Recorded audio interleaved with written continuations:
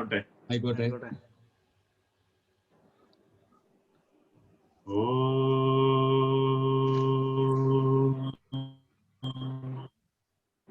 സഹനാ ഭവതു സഹനോ ഭുനക്തു സഹ വീര്യം കരവാവഹൈ തേജസ്വിനാവധീതമസ്തു മാ വിദ്വിഷാവഹൈ. ഓം ശാന്തി ശാന്തി ശാന്തി.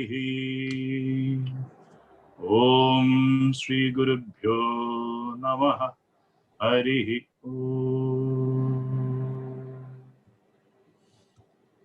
അപ്പം ഐശ്വര്യമായിട്ട് നമുക്ക് 3-ാം അധ്യായം തുടങ്ങാം.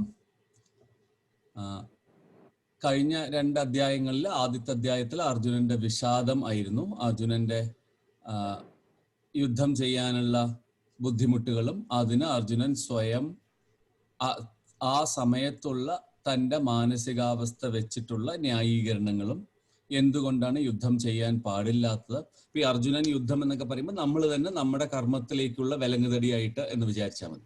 അപ്പൊ അങ്ങനെ എന്തുകൊണ്ടാണ് ചെയ്യേണ്ടത്, ചെയ്യാതിരിക്കാൻ തോന്നിയത്, അതിന് എന്തൊക്കെയാണ് ജസ്റ്റിഫിക്കേഷൻസ് സ്വയം ഉണ്ടാക്കിയത്, ഇത്രയും കാര്യങ്ങൾ പല സ്വന്തം ലെവലിൽ നിന്നും അത് സമൂഹത്തിനെ എങ്ങനെ എഫക്റ്റ് ചെയ്യുമെന്നും എന്തുകൊണ്ടാണ് ബന്ധുജനങ്ങളെ കൊല്ലാൻ പാടില്ലാത്തത് എന്നുള്ള കാര്യങ്ങളൊക്കെ വിശദമായി പറഞ്ഞിട്ടും കൃഷ്ണനൊന്നും പറയാതിരുന്ന കാരണം വീണ്ടും 2-ാം അധ്യായത്തിൽ ഇതിന്റെ തന്നെ ചില കോൺസെപ്റ്റ്സ് ഒന്നുകൂടെ പറയുകയും, അപ്പോൾ ഇതിനർത്ഥം കിട്ടാതെ, ഇതിന്റെ ഉത്തരം മനസ്സിലാവാതെ നിവൃത്തിയില്ല, ഇനിയിപ്പോ ഒരു ശിഷ്യത്വം സ്വീകരിക്കുകയേ വഴിയുള്ളൂ എന്ന് പറഞ്ഞ് ഭഗവാന്റെ ശിഷ്യത്വം സ്വീകരിച്ച് അപ്പോൾ സറണ്ടർ ചെയ്ത്, ഞാൻ ഇതാ പറഞ്ഞു തരൂ എനിക്ക്, ഞാൻ സറണ്ടർ ചെയ്തു. പക്ഷെ അപ്പോഴും അതൊരു ഒരു വെറും വാക്കാൽ ഉള്ള സറണ്ടറേ ആയിട്ടുള്ളൂ, മാനസികമായോ ഇന്റലക്ച്വലോ ആയിട്ടോ സറണ്ടർ ചെയ്തിട്ടുണ്ടായിരുന്നില്ല. അപ്പോഴും പോക്കിംഗ് ഹോൾസ് പറ്റുമോ എന്നുള്ള ശ്രമത്തിലായിരുന്നു. അപ്പൊ 2-ാം അധ്യായം മുഴുവൻ ഭഗവാനും അത് മനസ്സിലാക്കിയിട്ട് ഇയാൾക്ക് ഇപ്പൊ തന്നെ ഒരു ഫോക്കസ്ഡ് ആയിട്ടൊരു കാര്യം പറഞ്ഞു തുടങ്ങണ്ട, നമ്മളെയൊക്കെ പോലെ തന്നെ ഒരു ഓവർവ്യൂ കൊടുത്തിട്ട് എന്നിട്ട് ഓരോ ടോപ്പിക്കുകളിലേക്കും ഡീപ്പായിട്ട് ഇറങ്ങാം എന്നുള്ള ധാരണയിൽ ഓരോരോ കാര്യങ്ങളെ കുറിച്ച് പറഞ്ഞു കൊടുക്കണ്ടായി. ആദ്യം ഏറ്റവും പ്രധാനമായിട്ടുള്ള അല്ലെങ്കിൽ ഏറ്റവും അൺമ്യൂട്ടബിൾ, അൺചേഞ്ചബിൾ ആയിട്ടുള്ള ആത്മാവിനെ പറ്റിയുള്ള സത്യങ്ങൾ തന്നെ ആദ്യം പറഞ്ഞു കൊടുത്തു. അപ്പൊ ചെറുതിലൊന്നും തുടങ്ങിയില്ല. ഏറ്റവും വലിയ, ഏറ്റവും ഗഹനമായ, ഏറ്റവും മനസ്സിലാക്കാൻ ബുദ്ധിമുട്ടുള്ളതും എന്നാൽ മനസ്സിലാക്കി കഴിഞ്ഞാൽ പിന്നൊന്നും മനസ്സിലാക്കാൻ ബാക്കിയില്ലാത്തതുമായ കോൺസെപ്റ്റ്സിനെ പറ്റി, ആത്മാവിനെ കുറിച്ചും ആത്മാവിന്റെ നിത്യതയെക്കുറിച്ചും ആത്മാവിന്റെ അനന്തതയെക്കുറിച്ചും ആത്മാവിന്റെ ഇമ്മ്യൂട്ടബിൾ അൺചേഞ്ചബിൾ ആട്രിബ്യൂട്ട്സിനെ ഒക്കെ കുറിച്ച് എക്സ്പ്ലെയിൻ ചെയ്തു കൊടുത്തു. അതിനുശേഷം ബുദ്ധിയോഗം ഉപദേശിച്ചു കൊടുത്തു. ബുദ്ധിയും കർമ്മവും കൂടെ ചേർത്ത് ബുദ്ധിയോഗം അത് കർമ്മയോഗമായി മാറുന്നതും എങ്ങനെയാണ് നിഷ്കാമകർമ്മം ബുദ്ധിയോഗമായിട്ട് മാറുന്നതും എന്നുള്ളത് ഉപദേശിച്ചു കൊടുത്തു. അപ്പം ആത്മാവിന്റെ നിത്യതയും ബുദ്ധി കർമ്മയോഗങ്ങളും പറഞ്ഞതിന് ശേഷം അർജുൻ ഒരു സംശയം ഉണ്ടായി, ഇതൊക്കെ ആരാണ്, ഇങ്ങനെ ചെയ്യുന്ന ആൾക്കാർ എങ്ങനെയാണ് ഉണ്ടാവുക. അപ്പോഴാണ് സ്ഥിതപ്രജ്ഞന്റെ ലക്ഷണങ്ങളും ഒക്കെ പറഞ്ഞ് ആ അധ്യായം അവസാനിപ്പിച്ചത്. അപ്പോ നാച്ചുറലായിട്ട് ഇവിടെ 2-3 വ്യത്യസ്തമായ കാര്യങ്ങൾ പറഞ്ഞു.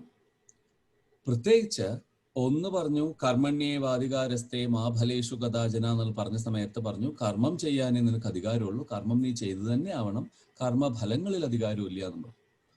പിന്നെ സ്ഥിതപ്രജ്ഞന്റെ ലക്ഷണങ്ങൾ പറയുന്ന സമയത്ത് ഒരു മാൻ ഓഫ് റിനൗൺസിയേഷൻ, മുനി, സ്ഥിതധീർ മുനിരുച്യത എന്നൊക്കെ പറയുമ്പോൾ ഒരു സ്ഥിതപ്രജ്ഞന്റെ റിനൗൺസ് ചെയ്ത, ഇതിലൊന്നും താല്പര്യമില്ലാത്ത, കർമ്മങ്ങൾ എന്നിലൂടെ ഒഴുകുന്നു, ഞാനൊരു കർമ്മിയല്ല എന്ന് പറയുന്ന ഒരാളെയും കാണിച്ചു തന്നു.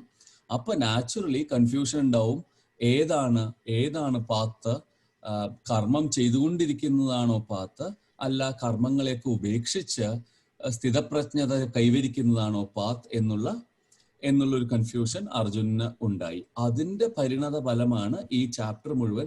ആ കൺഫ്യൂഷനെ ആദ്യത്തെ 4-5 ശ്ലോകങ്ങൾ കൊണ്ട് തന്നെ കൺഫ്യൂഷൻ തീർക്കും. പക്ഷെ അതിനുശേഷം കർമ്മം എന്താണ്, കർമ്മം എങ്ങനെയാണ് ചെയ്യേണ്ടത്, കർമ്മത്തിന്റെ ഗതി എന്താണ് എന്നുള്ളതിനെ കുറിച്ചാണ് ബാക്കിയുള്ള ഡിസ്കഷൻസ്. 43 ശ്ലോകങ്ങളുണ്ട് ഈ അധ്യായത്തില്. അപ്പൊ കർമ്മത്തിനെയും കർമ്മത്തിന്റെ ഗതിയെയും പറ്റി ആണ് പറയുന്നത്.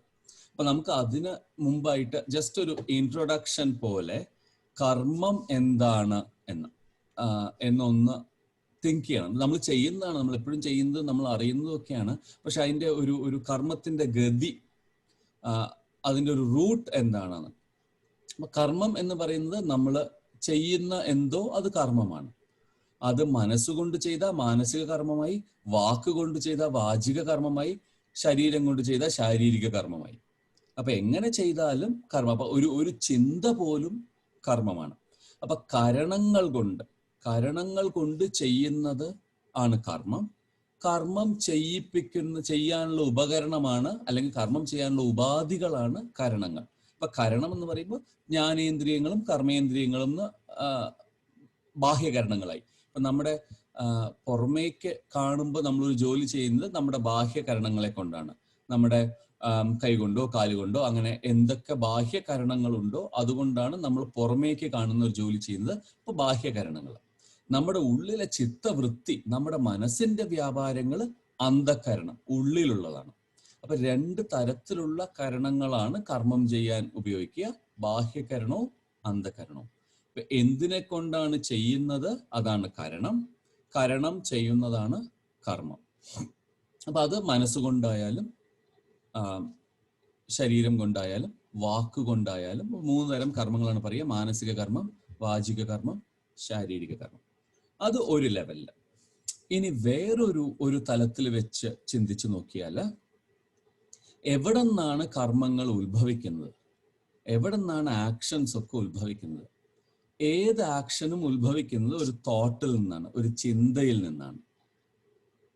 ഇപ്പൊ നമ്മൾ ശാരീരിക കർമ്മങ്ങളുടെ കാര്യം എടുക്കാം. മാനസിക കർമ്മങ്ങൾ ചിന്തയിൽ ഉത്ഭവിച്ച് ചിന്തയായിട്ട് മാറി, ചിന്ത തന്നെ ഒരു കർമ്മമായിട്ട് മാറി, അതങ്ങനെ ചിന്തയിലൂടെ പരിണമിച്ചു പോയിക്കൊണ്ടിരിക്കും. അപ്പൊ നമ്മൾ ശാരീരിക കർമ്മം എടുത്ത് ആദ്യം ഒരു തോട്ട്, ആദ്യം ഒരു ചിന്ത വന്നു, എനിക്ക് ഇന്നൊരു സാധനം ചെയ്യണം എന്നുള്ള ചിന്ത. പക്ഷെ ആ ചിന്തയ്ക്ക് മുകളിൽ എന്താണ്? ഒരാഗ്രഹമായിരുന്നു, ഒരു ഡിസയർ ആയിരുന്നു. അപ്പം ഒരു കാര്യം ചെയ്യണം എന്നുള്ള ചിന്ത ഒരാഗ്രഹത്തിൽ നിന്ന് വന്നു. ഇനി ആഗ്രഹം എവിടുന്ന് വന്നു എന്ന് ചോദിച്ചാൽ അത് കുറച്ചൊരു നമ്മളിതിൽ കുറച്ച് കഴിയുമ്പോൾ പറയും. പക്ഷെ തൽക്കാലം ആഗ്രഹം വരുന്നത് അജ്ഞാനത്തിൽ നിന്നാണെന്ന് വിചാരിച്ചത്. കാരണം ഒന്ന് ജ്ഞാനമുണ്ട്, അജ്ഞാനമുണ്ട്. ജ്ഞാനത്തിന് ഒന്നും ആവശ്യമില്ല. ജ്ഞാനം ഈസ് ദാറ്റ് കംപ്ലീറ്റ് തിങ്. ആ കംപ്ലീറ്റ് ആയിട്ടുള്ള സാധനത്തിന് ഇനി ഒന്നും ആവശ്യമില്ലാത്ത കാരണം അതിന് ഡിസയറിന്റെ ആവശ്യമില്ല. അത് കാരണം കംപ്ലീറ്റ് ആയിട്ടുള്ള സാധനം ജ്ഞാനമാവാൻ വഴിയില്ല. ദെയർഫോർ അത് അജ്ഞാനമാവാനേ വഴിയുള്ളൂ. കാരണം ഇതൊക്കെ ഉപനിഷത്തിന്റെ വഴി നേതി ഡിനയലാണ് മുഴുവൻ. ഡിനൈ ചെയ്ത് ക്രോസ് ചെയ്ത് അവസാനം ബാക്കിയുള്ള ഒന്നിനെ മാത്രം പിക്ക് ചെയ്യണം. അപ്പൊ ഡിസയർ എന്ന് പറയുന്നത് അജ്ഞാനമാവാനേ വഴിയുള്ളൂവെങ്കിൽ ചില സന്യാസിമാർ നന്നായിട്ട് പറയും എല്ലാ കർമ്മങ്ങളും അജ്ഞാനമാണെന്ന്. അപ്പൊ നമ്മൾ ഈ ചെയ്യുന്നത് മുഴുവൻ അജ്ഞാനമാണെന്ന്. പക്ഷെ അതവിടെ ഇരിക്കട്ടെ. എല്ലാ കർമ്മങ്ങളും അജ്ഞാനത്തിലൂടെ ജ്ഞാനത്തിലേക്കുള്ള വഴി തുറന്നു തരുന്നത് പോലെയാണ് വിചാരിച്ചാൽ മതി. അപ്പൊ നമ്മുടെ ഇന്റലക്റ്റിൽ ഡിസയർ ഉണ്ടായി, ആ ഡിസയർ ഒരു തോട്ടായിട്ട് വന്നു, ആ തോട്ട് ഒരു ആക്ഷൻ ആയിട്ട് മാറി, ഒരു കർമ്മമായിട്ട് മാറി. അത് എന്ത് കർമ്മമായാലും, ഒരാളെ ചീത്ത പറയണമെന്ന് തോന്നി മനസ്സിലെ ഡിസയർ, എന്ത് അജ്ഞാനം, ഞാനും അയാളും ഒന്നല്ല, അല്ലെങ്കിൽ നമ്മുടെ രണ്ടുപേരും വ്യത്യസ്തരാണ് എന്നുള്ളത് കാരണം എനിക്ക് അയാളോട് ദേഷ്യം വരികയും, അയാളോട് ദേഷ്യം വന്ന കാരണം അയാളെ ചീത്ത പറയണമെന്ന് എനിക്ക് തോന്നുകയും, അയാളെ ചീത്ത ഒരു വാക്കായിട്ട് എന്നിലൂടെ പുറത്ത് വരികയും ചെയ്തു. ഞാൻ എൻ്റെ കംപ്ലീറ്റ് സൈക്കിൾ, ആ ഒരു കർമ്മത്തിന്റെ സൈക്കിൾ അവിടെ പൂർത്തീകരിച്ചു. എൻ്റെ മനസ്സിൽ ഇഗ്നറൻസിൽ നിന്നൊരു ഡിസയർ വന്നു, ഡിസയർ ഒരു തോട്ടായി മാറി, തോട്ടിനെ ഞാൻ ഒരു വാക്കായിട്ട് മാറ്റി, അത് പുറത്തേക്ക് ഇട്ടു. അതാണ് നമ്മൾ പറയുന്നത്, തിരിച്ചെടുക്കാൻ പറ്റില്ല. വാക്ക് പോയാൽ പോയി, അതിന് തിരിച്ചെടുക്കാൻ പറ്റില്ല. കാരണം അത് ഒരു ഇഫക്റ്റ് ആയിട്ട് പുറത്തേക്ക് പോയി കഴിഞ്ഞു. അപ്പൊ അത് ഇങ്ങനെ ഒരു തരം ഒരു വിധത്തിൽ പറഞ്ഞാൽ ഇപ്പൊ നമ്മുടെ ഇന്റലക്ട്, മൈൻഡ്, ബോഡി, അല്ലെങ്കിൽ intellect, mind and the acting entity, ഈ 3 കണക്ട് ചെയ്ത് ഒരു കർമ്മ വിന്യാസം ഇങ്ങനെ.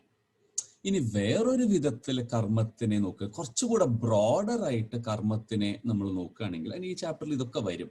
ജസ്റ്റ് ഒരു ഇൻട്രൊഡക്ഷൻ പോലെ പറയുകയാണ്. അപ്പം ആ സമയത്ത് നമുക്ക് കുറച്ചുകൂടെ എളുപ്പമാവും ഗ്രാസ്പ് ചെയ്യാൻ. ഇനി വേറൊരു വിധത്തിൽ കർമ്മത്തിനെ പറയുകയാണെങ്കിൽ, നമ്മളൊരു കാര്യം ചെയ്യുന്നതാണ് കർമ്മം. കരണങ്ങൾ കൊണ്ട് ചെയ്യുന്നതാണ് കർമ്മം. അപ്പൊ നമ്മളൊരു കർമ്മം ഇതേപോലെ ചിന്തയായി വന്നു, അതൊരു പ്രവൃത്തിയായി വന്നു. ഈ നമ്മൾ ചെയ്യുന്ന പ്രവൃത്തികൾ, അതില് കർമ്മം ചെയ്യേണ്ടതാണ് കർമ്മം. അപ്പൊ നമ്മൾ ചെയ്യുന്നത് കർമ്മം എന്ന് പറഞ്ഞു, പക്ഷെ ശരിക്കും പറഞ്ഞാല് ചെയ്യുന്നതെല്ലാം ശരിക്കുള്ള കർമ്മമല്ല. ചെയ്യേണ്ടത് എന്താണോ അത് ചെയ്താലേ കർമ്മമാവുള്ളൂ. ഇൻ എ സ്ട്രിക്റ്റസ്റ്റ് സെൻസ് ഓഫ് നല്ല കർമ്മത്തിന്റെ വേർഡിൽ ചെയ്യേണ്ടത് എന്താണോ അത് ചെയ്താലേ കർമ്മമാവുള്ളൂ. അപ്പൊ നമ്മൾ ചെയ്യുന്ന കാര്യങ്ങള് അത് നമ്മുടെ സംസ്കാരം വർദ്ധിപ്പിക്കും, നമ്മുടെ ഉള്ളിലെ ഇംപ്രഷൻസ് അതിനെക്കുറിച്ച്. ഇപ്പം വെള്ളം മഴ പെയ്ത് മലയുടെ സൈഡിൽ കൂടെ ഒരു ചാല് ഉണ്ടായി കഴിഞ്ഞാൽ അടുത്ത മഴ പെയ്യുമ്പോഴും വെള്ളം ആ ചാലിൽ കൂടിയല്ലേ വരാൻ ചാൻസ് ഉള്ളൂ അധികവും. അതേപോലെ നമ്മുടെ മെന്റൽ എക്യുപ്മെന്റില് ഇംപ്രഷൻസ് കോറിയിടുകയാണ് ഓരോ കർമ്മവും ചെയ്യുന്നത്. അതാണ് സംസ്കാരം.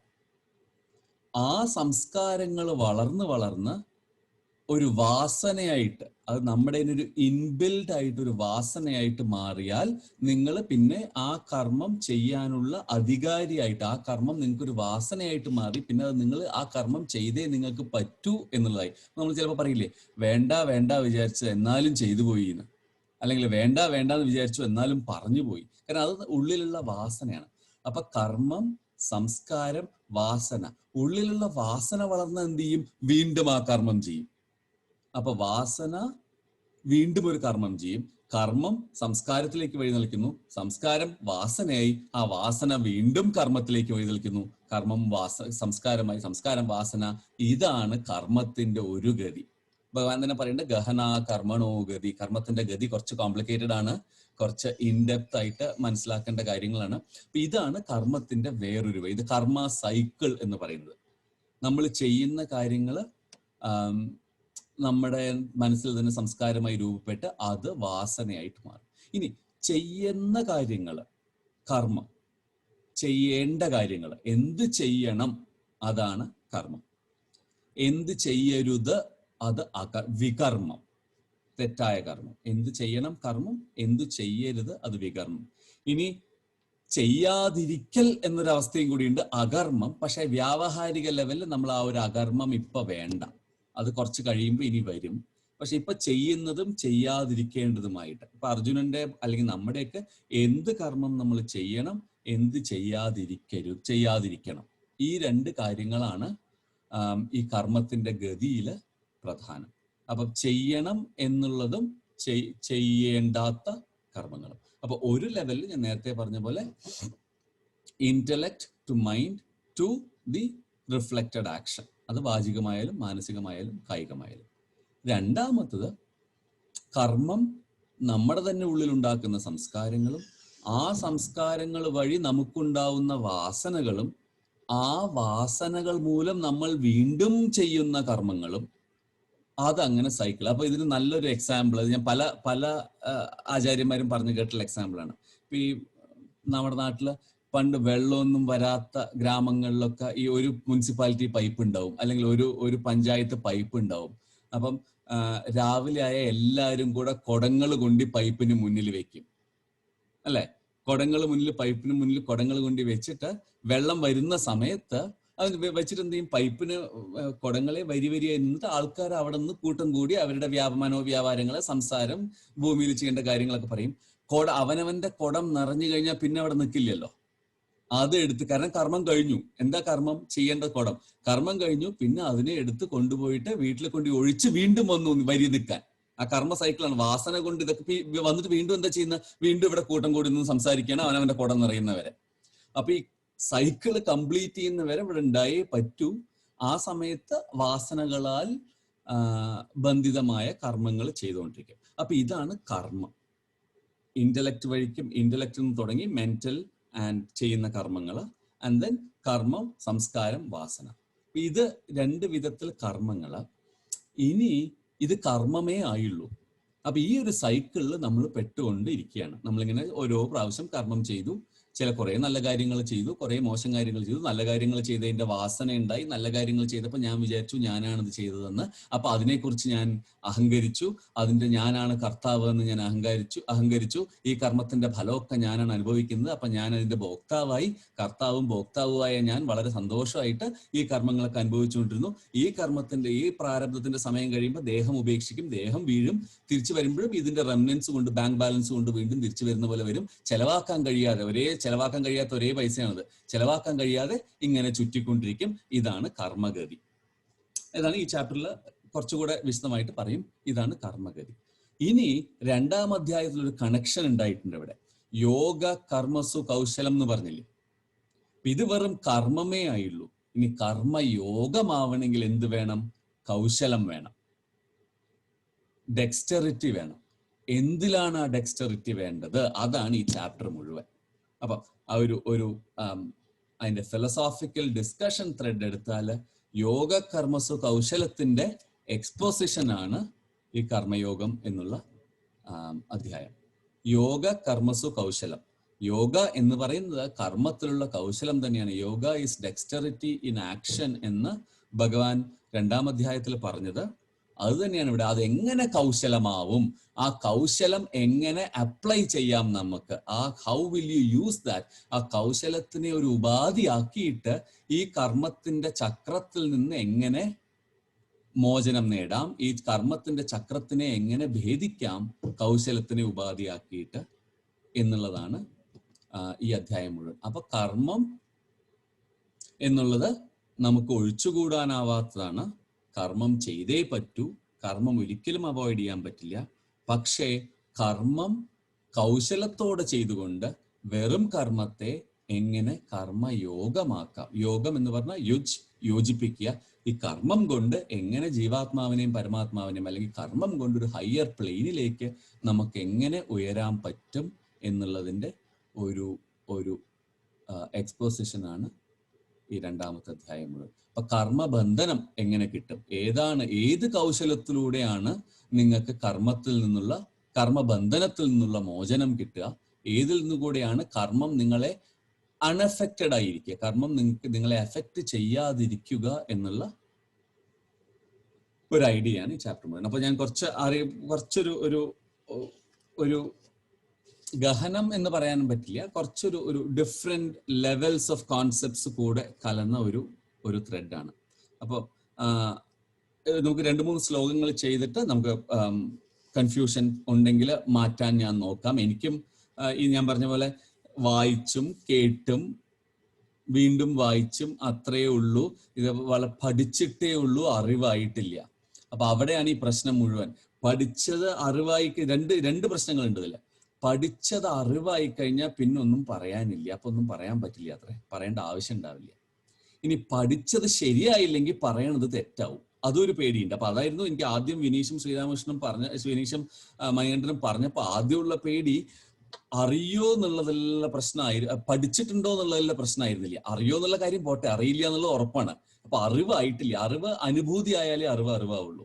പഠിച്ചു എന്നുള്ള കാര്യം അറിയാം, പക്ഷെ പഠിച്ചത് ഈ പ്രത്യേകിച്ച് ഇവിടെ മുതൽ ഇനി അങ്ങോട്ടുള്ള ആദ്യത്തെ 2 ചാപ്റ്റർ സമ്മറിയാണ്. അത് നമുക്ക് ഒരുവിധമൊക്കെ ഒപ്പിച്ചെടുക്കാം. ഇവിടുന്ന് അങ്ങോട്ടുള്ള വഴി കുറച്ച് ദുഷ്കരമാണ്. കാരണം ഇത് നമ്മുടെ ബുദ്ധിക്കും ഇന്റലക്റ്റിനും ഒന്നും മനസ്സിലാക്കാൻ പറ്റാത്ത നിലവാരത്തിലുള്ള ഒരാൾ പറഞ്ഞ കാര്യങ്ങളെ പാരഫ്രൈസ് ചെയ്യുമ്പോഴുള്ള ബുദ്ധിമുട്ടുകളാണ്. അപ്പം നമുക്കിത് ഒരുമിച്ച് പോവാം.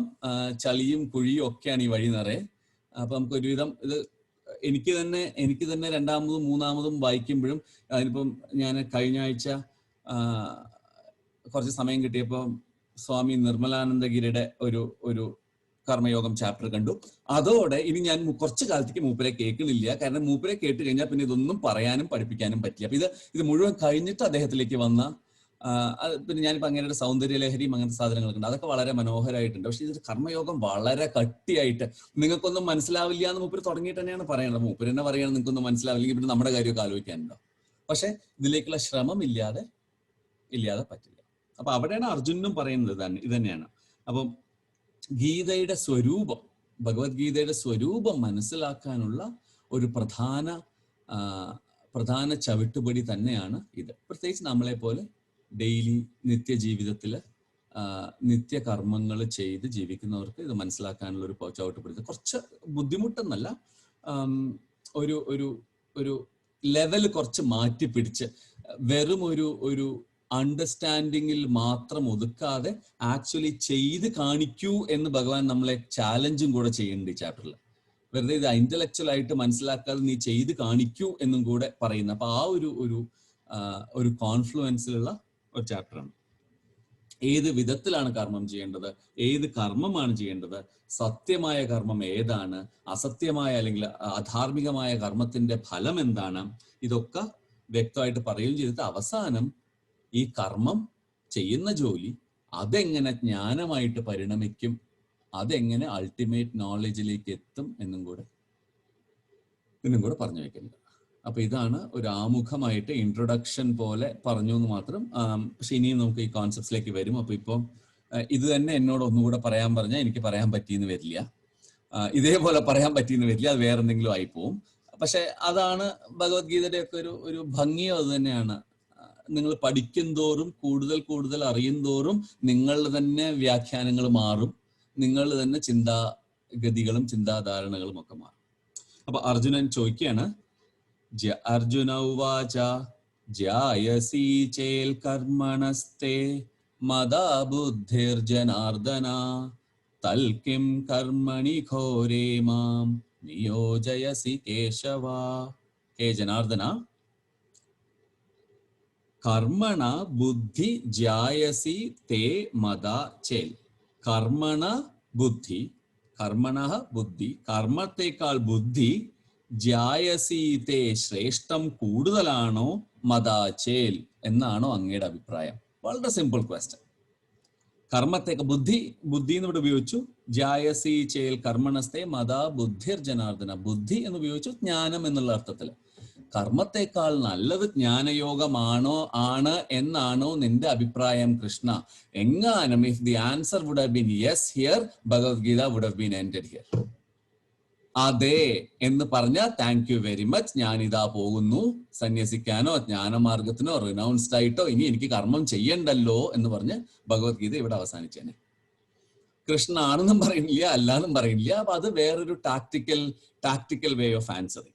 കാരണം എന്ത് പറഞ്ഞാലും ഇവൻ എന്നെ പെടുത്തുമെന്ന് അറിയുന്ന കാരണം രണ്ടിലേക്കും കൂടെ പോകുന്ന ഒരു ഉത്തരവാണ് കൊടുക്കുന്നത്. അപ്പൊ ജായസി ചേൽ കർമ്മണസ്തേ മദാ ബുദ്ധിർ ജനാർദന, കർമ്മത്തെക്കാൾ ബുദ്ധി അധികം ശ്രേയസ്കരമാണ്, അധികം നല്ലതാണ് എന്നാണോ നീ പറഞ്ഞു വരുന്നത്? തത് കിം കർമ്മണി ഘോരേ മാം നിയോജയസി കേശവ. അപ്പൊ ജസ്റ്റ് ഒരു അങ്ങനെയാണോ നീ പറഞ്ഞു വരുന്നത് എന്ന് പറഞ്ഞപ്പോ എന്റെ മനസ്സിൽ എന്താണ്, അങ്ങനെ ആവണേ എന്നാണ്. അങ്ങനെയാണോ നീ പറഞ്ഞു വരുന്നത്? അതുകൊണ്ട് ഞാൻ പ്രിഡിക്റ്റ് ചെയ്തു, അത് തന്നെയാണ് കാര്യം, ബുദ്ധിയാണ് ഞാൻ കർമ്മത്തെക്കാൾ വലുത് തന്നെയാണ് നീ പറഞ്ഞത്. അതുകൊണ്ട് തത്കിം കേശവ കർമ്മണി ഘോരേ നിയോജസി, എന്തിനാണ് എന്നെ ഘോരമായ കർമ്മങ്ങളിൽ ഏർപ്പെടുത്തുന്നത്? കർമ്മത്തെക്കാൾ ശ്രേഷ്ഠം ബുദ്ധിയാണെങ്കിൽ, കൃഷ്ണൻ പറഞ്ഞിട്ടില്ലേ അത്, പക്ഷെ ഇത് ഓൾറെഡി മൂപ്പര് ഇന്റർപ്രറ്റ് ചെയ്തതാണ്. കൃഷ്ണൻ പറഞ്ഞിട്ടില്ലേ ബുദ്ധിയാണ് ശ്രേയസ് കൂടുതലെന്ന്? കഴിഞ്ഞ ചാപ്റ്ററിൽ ഒന്ന് ഇൻട്രൊഡ്യൂസ് ചെയ്തു. കർമ്മത്തിന് ശേഷമാണ് ബുദ്ധിയോഗവും സ്ഥിതപ്രജ്ഞതയൊക്കെ പറഞ്ഞത് എന്നുള്ളത് കൊണ്ട് വലുതാണ് ബുദ്ധി, വലുതാണ് ജ്ഞാനം എന്ന് അർജുനൻ വിചാരിച്ചിട്ടുണ്ടാവാം. അല്ലെങ്കിൽ കർമ്മം ചെയ്യാതിരിക്കാനുള്ള ഒരു എസ്കേപ്പ് റൂട്ടായിട്ട് ബുദ്ധിയോഗത്തിനെ അല്ലെങ്കിൽ ജ്ഞാനയോഗത്തിനെ അർജുനൻ കരുതിയിരിക്കാം.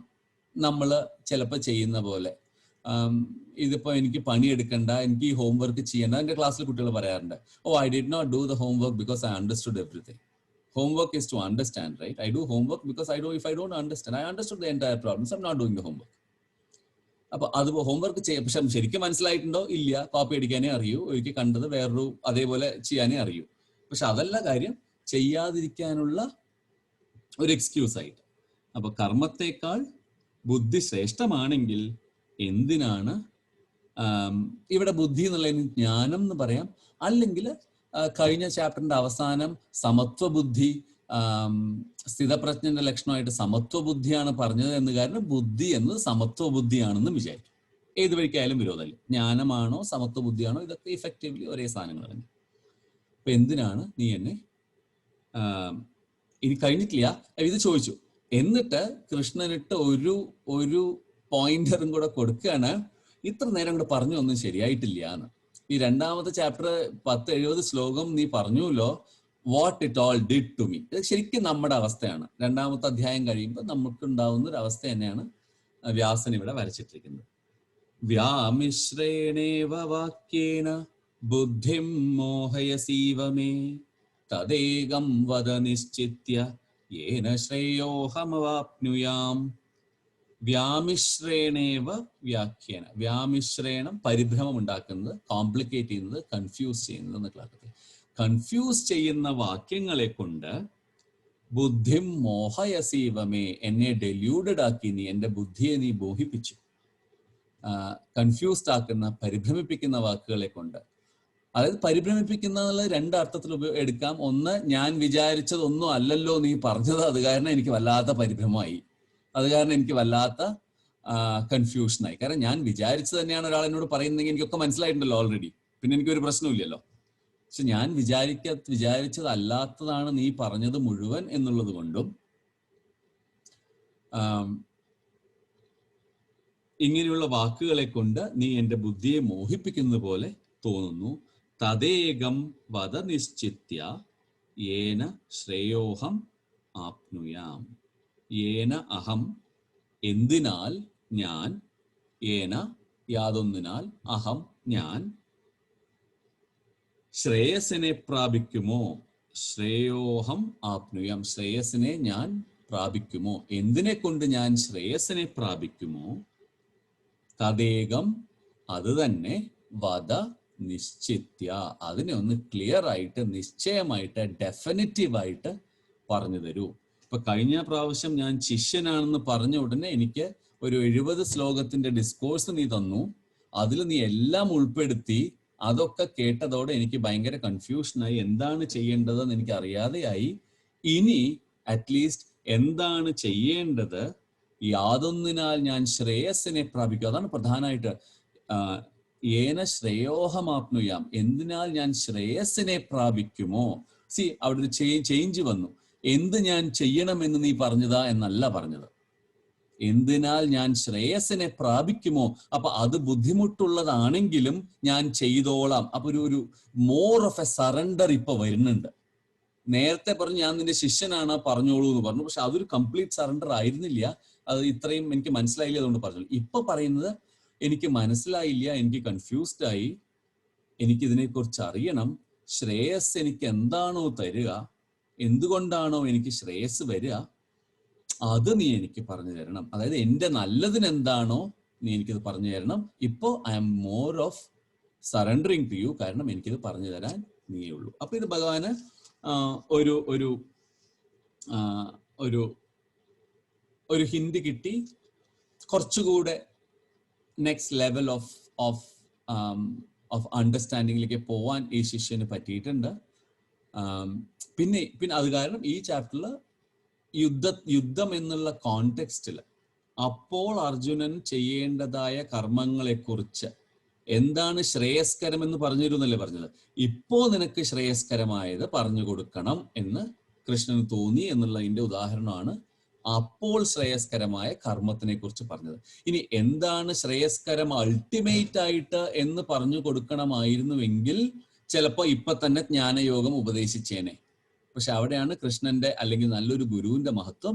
ഏത് സമയത്ത് ശിഷ്യന് എന്ത് വേണം എന്നറിയുന്ന ഒരാളാണ് ഗുരു. ഈ സമയത്ത് അർജുനന് വേണ്ടത് ആക്ഷനാണ്. നമ്മുടെയൊക്കെ അവസ്ഥ പോലെ ഈ സമയത്ത് ഗൃഹസ്ഥാശ്രമത്തിൽ ഇരിക്കുന്ന സമയത്ത് എല്ലാം ഉപേക്ഷിച്ച് വീട്ടിന്റെ ഒരു മുക്കിലിരുന്ന് ഒരു ജോലിയും ചെയ്യാതിരുന്നാൽ നിങ്ങൾ നിങ്ങളുടെ കുടുംബത്തിനും കുട്ടികൾക്കും ഒരു ഭാരമായി മാറുകയുള്ളൂ.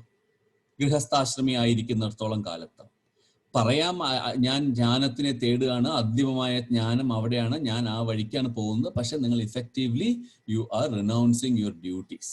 അപ്പൊ അത് ചെയ്യരുത് എന്നുള്ള ഒരു സന്ദേശം കൂടിയാണ് കൃഷ്ണന്റെ പ്രസ്താവനകളിൽ മുഴുവനുള്ളത്. ശ്രീ ഭഗവാനുവാച ലോകേസ്മിൻ ദ്വിവിധാ നിഷ്ഠാ പുരാ പ്രോക്താ മയാ നഖ ജ്ഞാനയോഗേന സാഖ്യാനാം കർമ്മയോഗേന യോഗിനാം. വളരെ മനോഹരമായിട്ടുള്ള ഒരു സ്റ്റാൻസ് ചെയ്യുന്ന ഒരു ശ്ലോകത്തിൽ തന്നെയാണ് തുടങ്ങുന്നത്. അർജുനെ വിളിക്കുന്നത് ലോകേസ്മിൻ ദ്വിവിധാ നിഷ്ഠ പുരാ പ്രോക്ത മയ അനഘ. അനഘ എന്നുള്ള വാക്ക് വെച്ചിട്ടാണ് അർജുനെ സംബോധന ചെയ്യുന്നത് തന്നെ. ഇത് 2-3 വിധത്തിൽ വ്യാഖ്യാനിച്ചിട്ടുണ്ട്. ചിലർ പറയുന്നത് അനഘ എന്ന് വെച്ചാൽ സിൻലെസ്, പാപമില്ലാത്തവനെ, ഒരു പാപവും ഇല്ലാത്തവനെ, അൺടെയിന്റഡ്, ഒരു കളങ്കവും ഇല്ലാത്തവനെ. ഒന്ന് ഒരു മോട്ടിവേഷണൽ വ്യൂ പോയിന്റിൽ എടുക്കാം. യു ആർ ദ പ്യൂറസ്റ്റ്, നിനക്ക് ഒരു ടൈന്റും ഇല്ല, നിനക്ക് ഒരു കളങ്കവും ഇല്ല എന്ന് പറയുമ്പോൾ it's a motivational thing. You are trying to motivate him to work. രണ്ടാമത്തെ, from an ultimate stand point, ആത്മാവിന് കളങ്കമില്ല, ആത്മാവിൽ ഇതൊന്നും ചേരുന്നില്ല, നീ ആ പരമാത്മാവ് തന്നെയാണ്, പരമാത്മാവ് തന്നെയായ നീ ഒരു ജീവാത്മാവായി തെറ്റിദ്ധരിച്ചുകൊണ്ട് ഇവിടെ നിൽക്കുകയാണ്. അപ്പൊ ഒരു മോട്ടിവേഷണൽ ആയിട്ടും അല്ലെങ്കിൽ ഒരു അൾട്ടിമേറ്റ് സ്റ്റാൻഡ് പോയിന്റ്, അത് എങ്ങനെ എടുത്താലും വിരോധമില്ല. വളരെ നല്ലൊരു ഒരു പാപമില്ലാത്തവനെ, കളങ്കമില്ലാത്തവനെ അനഘ എന്നൊക്കെ വിളിക്കുമ്പോൾ ഒരു കോംപ്ലിമെന്റ് ആയിട്ട് തന്നെയാണ് പറയുന്നത്. ചോദിച്ച ചോദ്യങ്ങൾ വളരെ കർമ്മം ചെയ്യാനുള്ള സംശയങ്ങളെ കുറിച്ചുള്ള ചോദ്യമാണെങ്കിലും എടാ വിഡ്ഢി എന്നല്ല പറഞ്ഞത്, അനഘ അല്ലെങ്കിൽ പാപമില്ലാത്തവനെ എന്നാണ് വിളിച്ചത്. അപ്പൊ ലോകേസ്മിൻ ദ്വിവിധാ നിഷ്ഠ, ലോകത്തില് ദ്വിവിധാ നിഷ്ഠ, 2 തരത്തില് നിഷ്ഠയുണ്ട്, 2 തരത്തില് കാര്യങ്ങൾ ചെയ്യാൻ പറ്റുന്ന വഴികളുണ്ട്.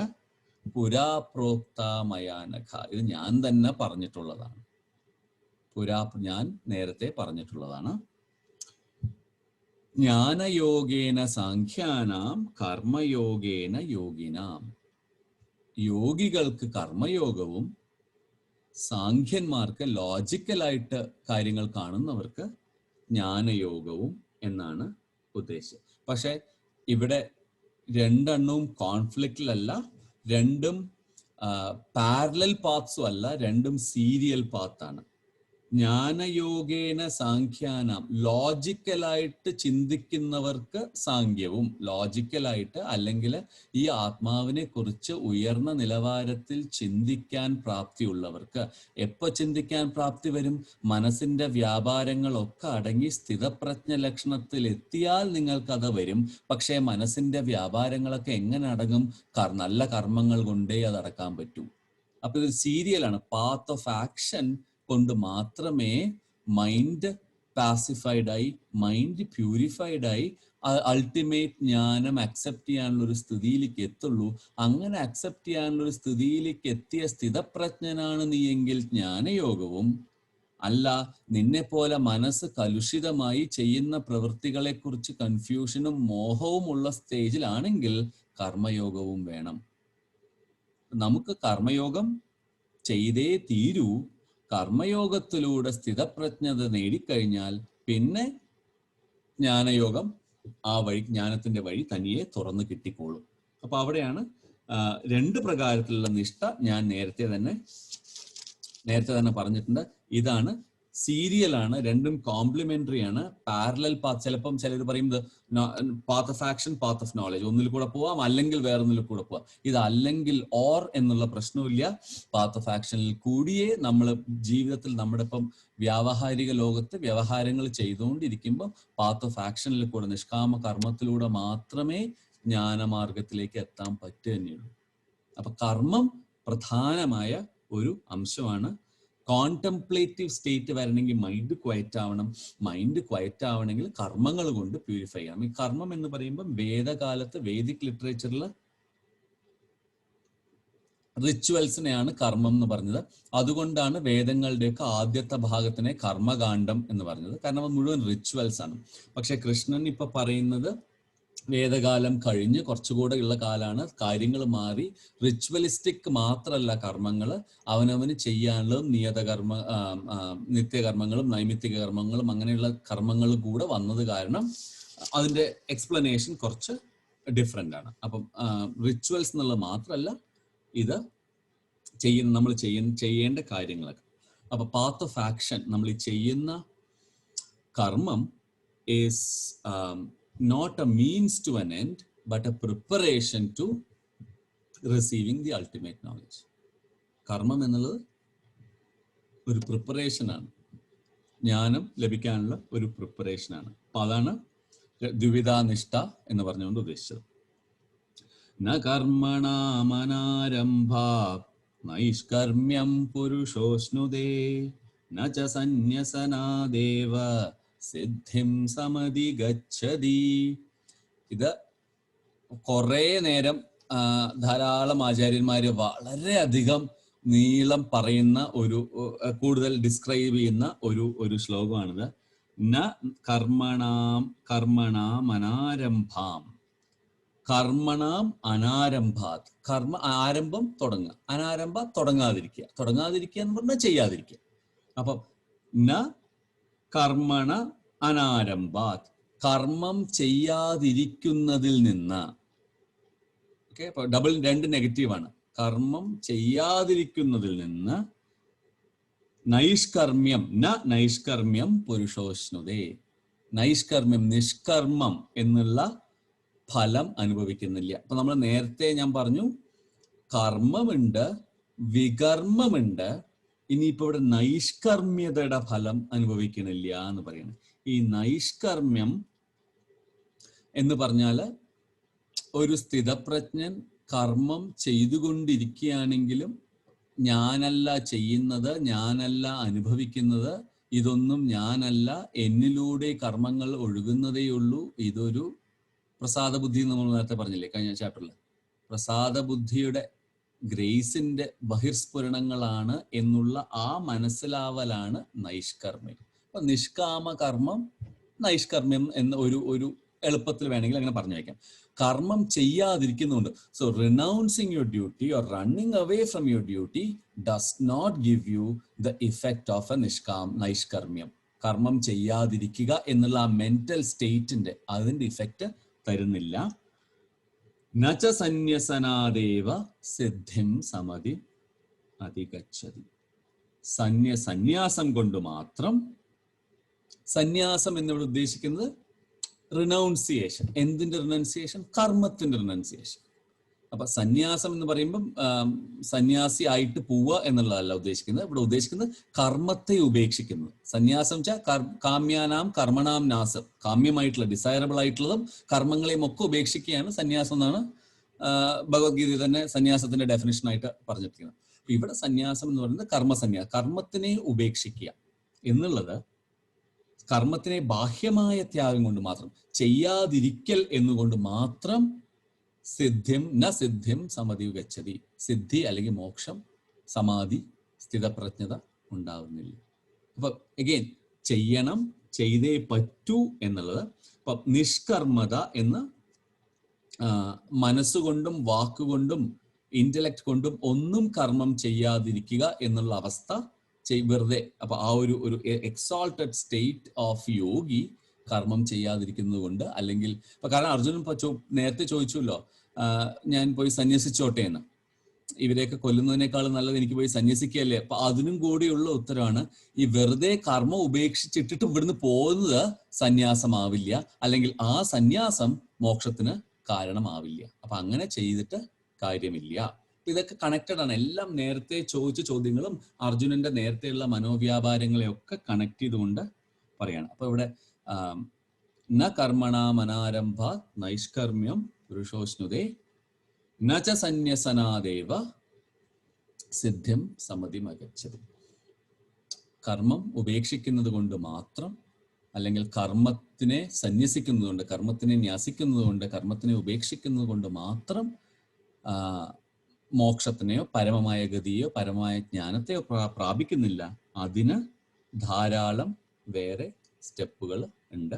അതിന് അവിദ്യയെ കടക്കണം, അതിന് ആക്ഷൻ ലെസ്നെസ് ആയ ഒരു സ്റ്റേറ്റിലേക്ക് എത്തണം. അതൊക്കെ ഇനി കുറച്ച് കഴിയുമ്പോൾ അടുത്ത കുറെ ശ്ലോകങ്ങളിൽ അതൊക്കെ പറയും. നമുക്ക് തൽക്കാലം ഇന്ന് ഇവിടെ നിർത്താം തോന്നുന്നു. കുറച്ച് കൂടുതൽ ആയിട്ടുണ്ടെങ്കിൽ നമുക്ക് വേണമെങ്കിൽ ഇനി കുറയ്ക്കാം അടുത്തതിൽ. പക്ഷെ എനിക്ക് ഐ വോണ്ടഡ് ടു ഗെറ്റ് ഈ സെറ്റ് ഓഫ് തോട്ട്സ് ഔട്ട്. കാരണം ഇതിപ്പോ തോന്നിയത് നാളെ തോന്നണം എന്നില്ല എന്നുള്ളത് കാരണം തോന്നിയത് വേഗം പറഞ്ഞ് മറക്കണ്ടെന്ന് വിചാരിച്ചിട്ട് പറഞ്ഞു എന്നേ ഉള്ളൂ. വേണമെങ്കിൽ ഇതിനെയും റിവൈസ് ചെയ്യാം. ഓക്കെ, അപ്പൊ നമുക്ക് ഇന്ന് ശ്ലോകങ്ങൾ ഇവിടെ നിർത്താം. ഐ തിങ്ക് ഇപ്പോൾ ആവശ്യത്തിനുള്ള ഹെവി ലിഫ്റ്റ് ഇന്നൊക്കെയുള്ള ചിന്തയ്ക്കുള്ള കാര്യങ്ങളൊക്കെ ആയിട്ടുണ്ടാവണം. നാരായണ ഇതിൽ പറഞ്ഞില്ലേ karma is a preparation to attain knowledge എന്ന് പറഞ്ഞാല് എന്താണ് അതിന്റെ ശരിക്കും മീനിങ്? കർമ്മം കൊണ്ട് വേദകാലത്ത് കർമ്മകാന്ഡം റിച്വൽസ് ആണ്. അപ്പം ഓരോ കർമ്മങ്ങൾ റിച്വലിസ്റ്റിക് കർമ്മങ്ങൾ ചെയ്ത് ആ കർമ്മത്തിൽ നിന്ന് അങ്ങനെ നോളജിലേക്ക് പോവാന്നൊരു വഴി. പക്ഷെ ഇപ്പൊ നമ്മുടെ സമയത്ത് മനസ്സ് പ്യൂരിഫൈ ചെയ്യാൻ ഒരു വഴിയേ ഉള്ളൂ. ചെയ്യേണ്ട ജോലി ചെയ്യാതിരിക്കുക എന്നുള്ളത് ഒരിക്കലും ഒരു ഓപ്ഷൻ അല്ല. നന്നായിട്ട് ആ കർമ്മം ചെയ്തിട്ട്, നേരത്തെ 2-ാം അധ്യായത്തിൽ പറഞ്ഞ അതേ കാര്യം തന്നെ, കർമ്മണ്യേവ അധികാരസ്ഥേ മാ ഫലേഷു കഥാചന മാ കർമ്മഫല ഹേതുർഭൂ മാതേ സംഗോസ്ത്വ അകർമ്മണി. അപ്പം സംഘങ്ങളില്ലാതെ കർമ്മം ചെയ്ത് ആ കർമ്മത്തിന്റെ ഫലങ്ങള് ഗ്രേസ് ഓഫ് ഗോഡ് ആണെന്ന് വിശ്വസിച്ച് വീണ്ടും വീണ്ടും അവനവനിൽ നിക്ഷിപ്തമായ കർമ്മങ്ങൾ ചെയ്ത് മനസ്സിനെ പ്യൂരിഫൈ ചെയ്തെടുത്തു കഴിഞ്ഞാൽ ഇത് കാരണം ഇപ്പൊ നമ്മുടെ മനസ്സൊക്കെ വെള്ളം നിറഞ്ഞിരിക്കുന്ന ഒരു കുടം പോലെയാണ്. അപ്പൊ അതിലൊക്കെ കൂടുതൽ വാസനകൾ, ഇങ്ങനെ ഓരോ കർമ്മങ്ങൾ ചെയ്യുമ്പോഴും കൂടുതൽ വാസനകൾ വരും. അപ്പൊ യോഗ കർമ്മസു കൗശലത്തോടെ ആ ഡിറ്റാച്ച്മെന്റ്, കർമ്മത്തിൽ നിന്നുള്ള ഡിറ്റാച്ച്മെന്റ് അല്ലെങ്കിൽ കർമ്മഫലത്തിൽ നിന്നുള്ള ഡിറ്റാച്ച്മെന്റ് പഠിച്ചിട്ട് അതിനെ പ്രാക്ടീസിൽ വരുത്തി കഴിഞ്ഞാൽ നിങ്ങളുടെ മനസ്സ് will get to a serene state where contemplative meditative സ്റ്റേറ്റിൽ it is easier for the intellect to get filled with the right knowledge. പക്ഷെ കർമ്മം ചെയ്യാതിരിക്കുന്ന ഒരാൾക്ക്, കാരണം നമുക്ക് കർമ്മം നമ്മുടെ ചാക്രികമായ ഇതിൽ കർമ്മം ചെയ്തേ പറ്റൂ. കർമ്മങ്ങളെ ചെയ്യാതെ ഉപേക്ഷിച്ച ഒരാൾക്ക് അത് നിങ്ങളുടെ ഡെസ്റ്റിനിയിൽ കർമ്മം ചെയ്യേണ്ടതായിട്ട് തന്നെ അവശേഷിക്കുന്നത് കാരണം അത് ഉദ്ദേശിച്ച ഫലം തരില്ല. കർമ്മം ചെയ്തേ പറ്റും. ഇനിയും ധാരാളം ഈ ചാപ്റ്ററിലും അടുത്ത ചാപ്റ്ററിലും ഇതിന്റെ തന്നെ എന്തുകൊണ്ടാണ് കർമ്മം ചെയ്യുന്നത്, ഇപ്പൊ യജ്ഞങ്ങളെ ഇവിടെ ആക്ച്വലി കർമ്മം എന്ന് പറയുന്ന നേരത്തെ നാരായണൻ പറഞ്ഞ പോലെ കർമ്മം എന്ന് പറയുന്ന നല്ല കാര്യങ്ങൾ മാത്രമാണ്.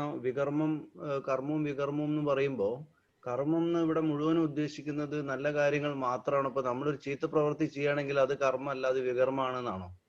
ചെയ്യേണ്ടത് എന്താണോ അതാണ് കർമ്മം, ചെയ്യരുതാത്തത് എന്താണോ അതാണ് വികർമ്മം. അതായത് ബുദ്ധിയും കൗശലവും ഉപയോഗിച്ച് ചെയ്യേണ്ടത് എന്താണോ അതാണ് കർമ്മം. ചെയ്യരുതാത്തത്. ഇനിയിപ്പോ നിങ്ങളുടെ ഇന്റലക്ട് ഇപ്പൊ ക്രൂക്കഡ് ഇന്റലക്ട് ആണെങ്കിൽ നിങ്ങൾ ജസ്റ്റിഫൈ ചെയ്യും, വികർമ്മവും ശരിയാണ് എന്നുള്ളത് ജസ്റ്റിഫൈ ചെയ്യും. പക്ഷെ അങ്ങനെയുള്ളതിനല്ല പറയുന്നത്. എന്താണോ ചെയ്യേണ്ടത് അത് കർമ്മവും, എന്താണോ ചെയ്യരുതാത്തത് അത് വികർമ്മവുമാണ്. പക്ഷെ അത് തന്നെ കാല, ദേശ, വ്യക്തി ഡിപ്പെൻഡന്റ് ആണ്. ഇപ്പൊ ഒരു ബുച്ചർക്ക് ഒരു മൃഗത്തിനെ കൊല്ലുന്നത് അയാളുടെ കർമ്മമായിരിക്കാം. ഇനി അതിന്റെ ഫലം അയാൾക്ക് എന്ത് കിട്ടും ഇറ്റ്സ് എ ഡിഫറെന്റ് ക്വസ്റ്റ്യൻ. പക്ഷെ അതാണ് അയാളുടെ കർമ്മമെങ്കിൽ അയാൾ ചെയ്യേണ്ടത് അതന്നെയാണ്. പക്ഷെ അയാൾക്ക് ഒരു ആടിനെ കൊല്ലാമെങ്കിൽ ആടിനും മനുഷ്യനും ഒരേ വിലയാണ്. അതുകൊണ്ട് ഞാനൊരു മനുഷ്യനെ പോയി കൊല്ലുന്നു, അതുകൊണ്ട് ഞാൻ കൊന്നതിൽ കുറ്റമില്ല എന്ന് ഞാൻ വിചാരിക്കാൻ തുടങ്ങി, അത് വികർമ്മമായി. ചെയ്യേണ്ടത് എന്താണോ അതാണ് കർമ്മം, ചെയ്യരുതാത്തത് എന്താണോ വികർമ്മം. അത് സ്ഥല, കാല, ദേശം. ഇപ്പൊ നമ്മൾ തന്നെ ഇന്ന് ചെയ്യുന്ന ഒരു കാര്യമായിരിക്കില്ലല്ലോ 5 കൊല്ലം കഴിഞ്ഞാൽ ചെയ്യുക. 10 കൊല്ലം മുമ്പ് ചെയ്തൊരു കാര്യമായിരിക്കില്ലല്ലോ ഇന്ന് ചെയ്യുക. അപ്പൊ ഇതിനൊക്കെ സ്ഥലവും കാലവും ദേശവും വ്യക്തിയുമായിട്ട് ബന്ധമുണ്ട്. അപ്പൊ ഓരോ വ്യക്തികൾക്ക് ഓരോ കർമ്മങ്ങളും അത് പഴയ വാസനകൾ അനുസരിച്ച്, സംസ്കാരം അനുസരിച്ച്, അത് ഈ സൈക്കിളിൽ വന്ന് പെട്ട പോലെ ഓരോ വ്യക്തിക്കും ഓരോ കർമ്മങ്ങളും ഓരോ സ്ഥലത്തിനും കാലത്തിനും അനുസരിച്ച്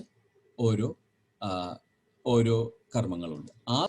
ഈ സ്ഥിതപ്രജ്ഞൻ പറഞ്ഞപ്പോ ഒരു ലാഡറിന്റെ കാര്യം പറഞ്ഞല്ലോ. അപ്പൊ ഈ കർമ്മ ആ എലിമെന്റ്സ് പറയാൻ തുടങ്ങിയപ്പോ ഞാൻ വിചാരിച്ചു ഒരു കർമ്മ ലാഡറിലേക്കാണ് പോകുന്നത്. പക്ഷെ അത് കർമ്മ സൈക്കിളായി മാറി. കർമ്മ ലാഡർ അല്ല, കർമ്മ സൈക്കിളാണ് തിരിച്ച്. കാരണം ഇപ്പൊ ഇത് നമ്മുടെ ഐഡിയയിൽ ഇപ്പൊ നിങ്ങൾ ഇതേ കർമ്മത്തിന്റെ ഇഫക്റ്റ് ഒരു ഡിഫറെന്റ് വേയിൽ ഇന്റർപ്രറ്റ് ചെയ്തിരിക്കുന്ന ഒരു സെമറ്റിക് റിലീജിയനിലുള്ള ആളോട് where there is only one birth and it starts here and ends here, you can condense this complete cycle into one and say starts and ends, അതും ഒരു സൈക്കിളായിട്ട് എല്ലാം തീർന്നു കഴിഞ്ഞു. നമ്മൾ പറയുന്നത് എല്ലാം തീർന്നു എന്ന് വിചാരിക്കുമ്പം കഴിഞ്ഞിട്ടില്ല. ഇപ്പൊ ഉണ്ടാക്കിയത് പാസ്റ്റിലേക്ക് ഉണ്ടായതും കളക്ട് ചെയ്ത് വെച്ചതും യൂസ് ചെയ്യാത്തതും ഒക്കെ ചേർന്ന് യു കമ്മിങ് ബാക്ക്. വാസനകളെ മുഴുവൻ എക്സ്റ്റിങ്വിഷ് ചെയ്യുമ്പോൾ ഇനി എനിക്കൊന്നും ചെയ്യാനില്ല, എല്ലാ കർമ്മങ്ങളും എന്നിലൂടെ പോയിക്കൊണ്ടിരിക്കുന്നതേ ഉള്ളൂ, ഞാൻ ഒരു നിഷ്കാമകർമ്മി എന്ന് തന്നെ പറയാൻ പറ്റില്ല ആ സ്റ്റേറ്റിൽ, അകർമ്മത്തിന്റെ ഒരു ലക്ഷണമാണത്. കർമ്മങ്ങൾ എന്നിലൂടെ പോയിക്കൊണ്ടിരിക്കുന്നു, ഇതിനായിട്ട് എനിക്കൊരു ഒരു അറ്റാച്ച്മെന്റും ഇല്ല, ഞാനൊരു സാക്ഷി മാത്രം, എന്നിലൂടെ പോകുന്ന കർമ്മങ്ങൾക്ക് ഞാനൊരു സാക്ഷി മാത്രം, ഒരു വിറ്റ്നസ് മാത്രം. ആ സ്റ്റേജിൽ എത്തുമ്പം ഒരു കർമ്മവും ഒരു വാസനയും നിങ്ങളിൽ ബാക്കി വെക്കുന്നില്ല.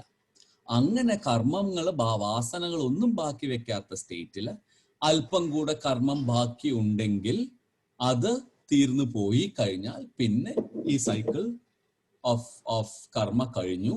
പിന്നെ അതാണ് മോക്ഷം, അതാണ് ജീവിച്ചിരിക്കുമ്പോൾ തന്നെ അതുണ്ടാവുന്ന സ്റ്റേറ്റ്, സ്ഥിതപ്രജ്ഞ സ്റ്റേറ്റ്, അതാണ് ജീവൻ മുക്തി, അതാണ് മോക്ഷം എന്ന് പറയാം. ഇതൊന്നും അനുഭവിച്ചതല്ല, ഇതൊന്നും അറിയുന്നതല്ല, ഇതൊക്കെ നമ്മൾ കാണുന്നതാണ്. പക്ഷെ ഇതിലേക്ക് ഒരു ലോജിക്കൽ പ്രോഗ്രഷൻ നമുക്ക് തന്നിട്ടുള്ളത് കാരണം it is easy to not easy അല്ല, it is possible to be convinced about it.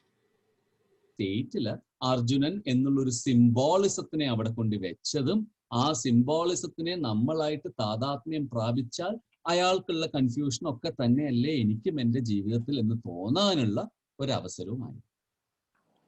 അങ്ങനെ നോക്കുകയാണെങ്കിൽ ഇതൊരു യുദ്ധമായിട്ട് കണക്കാക്കുന്നതിൽ, അല്ലെങ്കിൽ ഇതൊരു really fought war, Mahabharata as a historical epic എന്നുള്ളതിൽ തെറ്റില്ല എന്ന് നമുക്ക് വേണമെങ്കിൽ വിചാരിക്കാം. പക്ഷെ ഫൈനലി കുറച്ചും കൂടെ പോയി കഴിഞ്ഞാൽ those are all beyond the point.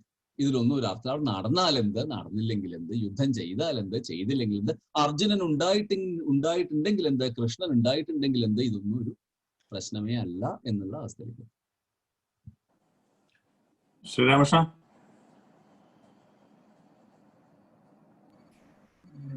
ശരിക്കും നാരായണൻ ഇങ്ങനെ വളരെ സ്ട്രക്ചേർഡ് ആയിട്ട് ഇങ്ങനെ എലിവേറ്റ് ചെയ്തുകൊണ്ടിരിക്കുകയാണ് നമ്മളെ. ഓരോ പ്രത്യേകിച്ച് കർമ്മ ഈ ദിവസത്തെ ടോക്ക് പ്രത്യേകിച്ച്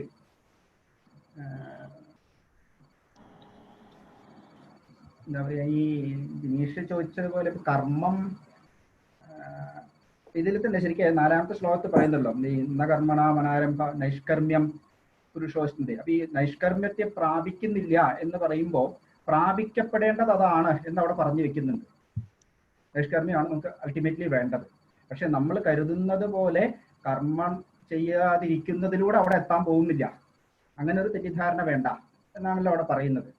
അപ്പോൾ ഈ കർമ്മം ചെയ്യാതിരിക്കുന്നതിലൂടെ നൈഷ്കർമ്മ്യത്തിൽ എത്തില്ല എങ്കിൽ നൈഷ്കർമ്മ്യത്തിൽ എത്താൻ എന്താണ് വഴി? അതാണ് ഈ തുറന്നുള്ള ശ്ലോകങ്ങളിലും വളരെ ഡീറ്റെയിൽ ആയിട്ട് തോന്നുന്നത്. അപ്പൊ അവിടെ ഈ നിഷ്കാമകർമ്മം അതും കുറച്ച് തെറ്റിദ്ധരിപ്പിക്കപ്പെടുന്ന ഒരു വാക്കാണ്. നിഷ്കാമകർമ്മം വാസ്തവത്തിൽ അങ്ങനെ ഒന്നും പോസിബിൾ അല്ല, അത്ര പോസിബിൾ അല്ല തന്നെ പറയാം. ഈ നിഷ്കാമകർമ്മം എന്ന് പറയുന്നത് പോസിബിൾ അല്ല, അതിനെയും മറികടക്കലേ ഉള്ളൂ, ഈ കാമത്തെ മറികടക്കലേ ഉള്ളൂ പൂർണ്ണമായിട്ടും. അപ്പൊ അവിടെ ശരിക്കും ഞാൻ പലരും പറഞ്ഞ് കേട്ടിട്ടുള്ളത് ആ വാക്കിനെ തന്നെ കുറച്ച് മാറ്റിയിട്ട് ഒരു കർമ്മം വികർമ്മം എന്ന് പറഞ്ഞാൽ ഈ വികർമ്മം എന്നുള്ള വാക്ക് നമുക്ക് അത്ര പരിചിതമല്ല. അപ്പൊ അവിടെ കുറച്ചും കൂടി വ്യക്തമാവാവുന്ന രീതിയിൽ സത്കാമകർമ്മം, നല്ല കാമത്തോടു കൂടിയുള്ള കർമ്മം, അതാണ് ഇതിലേക്ക് നമുക്ക് തുടക്കത്തിൽ ചെയ്യാൻ പറ്റുള്ളൂ. പിന്നെയും അവിടെയും പ്രശ്നമുണ്ട്. ഈ നല്ലത് എന്ന് പറഞ്ഞാൽ എന്താ? ഒരാളുടെ നല്ലത് വേറൊരാളുടെ നല്ലതാവണം നിർബന്ധമില്ല, അത് മാറ്റം ഉണ്ടാവാം. അപ്പൊ അവിടെ കുറച്ചും കൂടി നമുക്ക് പ്രായോഗികമായിട്ട് മനസ്സിലാക്കാൻ ഇപ്പൊ നാരായണ ഗുരു ഒക്കെ പറയുന്ന പോലെ അവനവൻ ആത്മസുഖത്തിന് ആചരിക്കുന്നത് അവരെല്ലാം സുഖത്തിനായി വരയണം, അത്രയെങ്കിലും. ഇനി അത് സുഖത്തിനൊന്നും വന്നില്ലെങ്കിലും മറ്റൊരാളെ ദ്രോഹിക്കുന്നതെങ്കിലും ആവാതിരിക്കണം. ആ ഒരു തികച്ചും പ്രായോഗികം ആ ഒരു തലത്തിൽ നിന്നുകൊണ്ട് നമ്മുടെ കർമ്മങ്ങളെ നമ്മൾ മാറ്റാൻ ശ്രമിക്കുമ്പോൾ ആ സത്കാമം നല്ല ഉദ്ദേശത്തോടു കൂടി കർമ്മങ്ങൾ അതിങ്ങനെ പതുക്കെ. പിന്നെ ഇതിനെന്താ വെച്ചാൽ അവിടെ നമുക്ക് ശരിക്കും ആ ഒരു എന്താ പറയാ ഈശ്വരാധീനം അല്ലെങ്കിൽ അദൃഷ്ടം, ഈശ്വരൻ എന്നുള്ള പേര് പോലും വെക്കണമെന്നില്ല, നമുക്ക് അറിയാത്തൊരു ശക്തിയുടെ ആ ഒരു അനുഗ്രഹം ഇതിലൂടെ നമുക്ക് ഇങ്ങനെ വന്നു. അപ്പൊ നമ്മുടെ പാത തനിയെ അങ്ങനെ തെളിഞ്ഞു വരും മുന്നോട്ട്.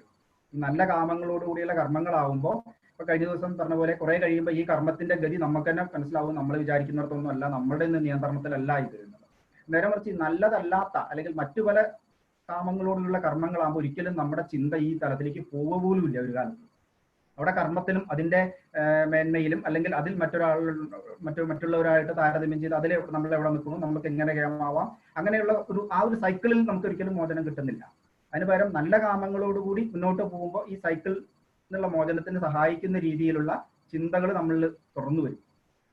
അതങ്ങനെ പതുക്കെ ഈ നിഷ്കാമകർമ്മമോ അല്ലെങ്കിൽ ഈ കർമ്മത്തിന്റെ സാക്ഷിഭാവത്തിലേക്ക് എത്തുന്ന ഒരു തലത്തിലേക്ക് എത്താൻ കഴിയുമെന്നാണ് പറഞ്ഞു വരുന്നത്.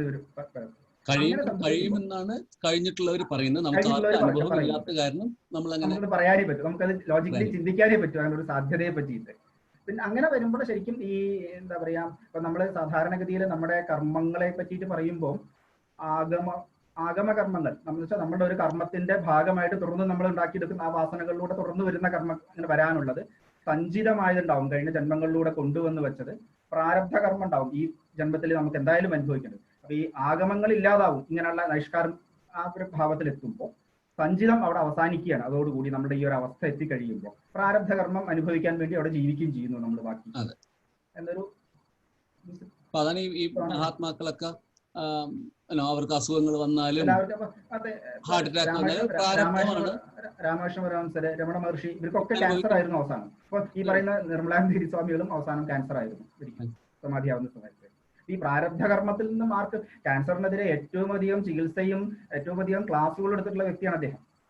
ക്യാൻസർ എന്ന അസുഖത്തെ പറ്റിയിട്ട് അദ്ദേഹത്തോളം സംസാരിച്ചിട്ടുള്ള ഒരാളെ ഞാൻ കണ്ടിട്ടില്ല. അത്രയധികം ലേഖനങ്ങളല്ല സംഭാഷണങ്ങളാണ്. ഈ സംഭാഷണങ്ങൾ ലേഖനങ്ങളാക്കി വരുന്നതാണ്. അദ്ദേഹം നേരിട്ട് എഴുതാൻ ശ്രമിച്ചിട്ടില്ല കാര്യമായിട്ട്.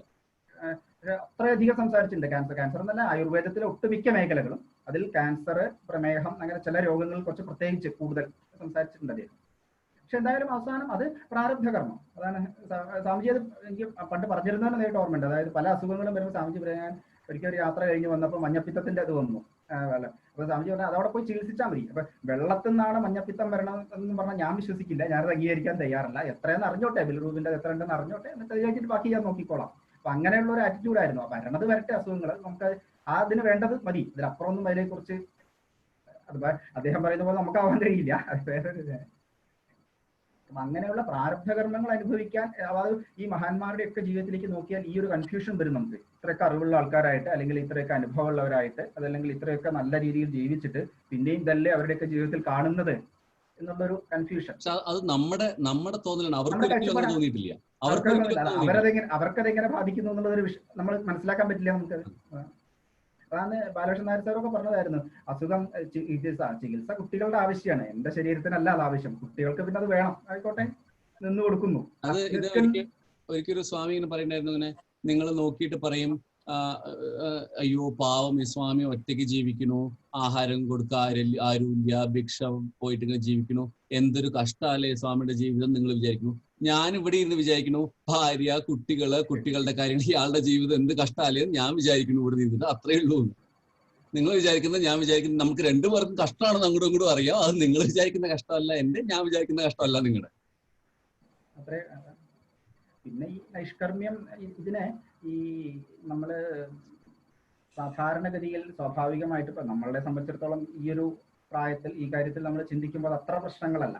പക്ഷെ കുറെ കൂടി ചെറുപ്പത്തിലൊക്കെ ഇതിനെക്കുറിച്ച് നമ്മൾ സംസാരിക്കാൻ ശ്രമിക്കുമ്പോഴും ഒക്കെ നേരിടുന്ന ഒരുപാട് ചോദ്യങ്ങളുണ്ട്. അവിടെയാണ് ഈ ഗീതയുടെ എന്താ പറയാ, ഈ നൈഷ്കർമ്മ്യം, ഇങ്ങനെ ചില വാക്കുകൾ പ്രത്യേകിച്ച് പിന്നെ ജീവിതത്തിനുള്ള പ്രേരണ, അപ്പൊ ഈ ആഗ്രഹങ്ങൾ അവസാനിച്ചാൽ കർമ്മത്തിന്റെ പ്രേരണ എന്താണ്, കുറച്ച് നമ്മൾ ചിന്തിച്ചാൽ തന്നെ, ഇതിന് തർക്കിക്കാൻ വേണ്ടിയിട്ടല്ല, അല്ലാതെ തന്നെ നമ്മൾ ചിന്തിച്ചാൽ നമുക്ക് വരുന്നൊരു സംശയമാണ്.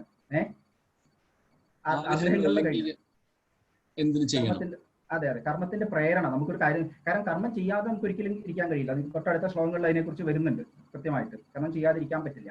അപ്പൊ ആ പ്രേരണ എവിടുന്ന് വരുന്നു, അത് വാസ്തവത്തിൽ ചോദിക്കുമ്പോൾ കിട്ടുന്ന മറുപടി പക്ഷെ ഒന്നുമില്ല, അത് അവിടെ എത്തിയാൽ മനസ്സിലായിക്കോളും തരികയെന്നാണ്. അതുവരെ നമ്മളോട് എത്ര പറഞ്ഞിട്ടും നമുക്കത് ബോധ്യം വരില്ല, അവിടെ എത്തിയാൽ മനസ്സിലാവും. പക്ഷെ ഇവിടെ നമ്മൾ ഓം പൂർണ്ണമദ പൂർണ്ണമിദം പൂർണ്ണാത് പൂർണ്ണമുദച്യതേ പൂർണ്ണസ്യ പൂർണ്ണമാദായ പൂർണ്ണമേവാവശിഷ്യതേ. ഓം ശാന്തി ശാന്തി ശാന്തി. ഓം ശ്രീ ഗുരുഭ്യോ നമഃ. ഹരി ഓം. Thank you. Thank you. അപ്പൊ എല്ലാവരെയും നാളെ കാണാം.